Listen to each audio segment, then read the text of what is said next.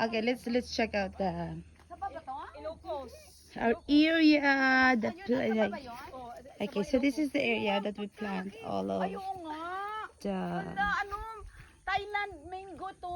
Ganyan yung mango sa Thailand. Ning Thai mango, vegetables. Oh, that's ano na, mayroon ng puno. Okay, this is the this is papaya. Oh my God, I don't see it. Kaya sinasabi mo. Thai mango. Oh my God, look at the mango, Thailand mango. Oh my God, is the fruit. Oh, Ayun, ito mas malaki sa likod. oh my God, look at this. Oh, look at this, look at this. Ah, Ito, my ito sa likod God. ni Hoyo, no, sa The likod. papaya. Oh my God, look at this one. They have 2 mangoes. Wow. How long you plant this? It's only like 2 years? Oh my God, it's so cute. Oh my God, mayroon na siyang fruits. Ang ganda. Then look at this. Eggplants. They have eggplants. Wow, that's so cool.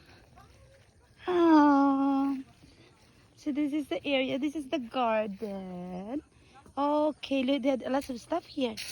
The plant, series, pepper, papaya. Let's see, eggplant. And this is the cutest papaya ever. Oh my God, look at this. They have a lots of eggplants. And of course, coconuts all over the place. Wow, that's awesome. This is really cute. 2 baby mango. First fruit of the mango. Wow, look at that. We're so proud. Proud, proud, proud. And then they have Chinese. Is this Chinese bamboo? Yeah, I guess so. And look at this papaya. Wow, okay, they plant a lot of stuff in here in the property. It's awesome.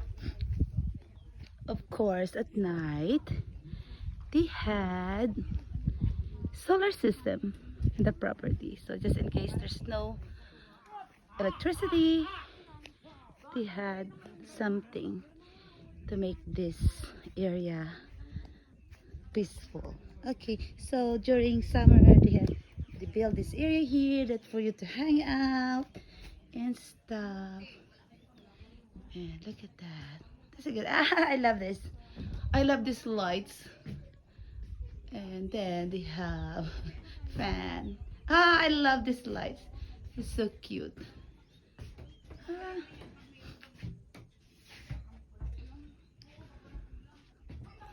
So sometimes they use this as like their area for a meeting of something on Kuya's office mates.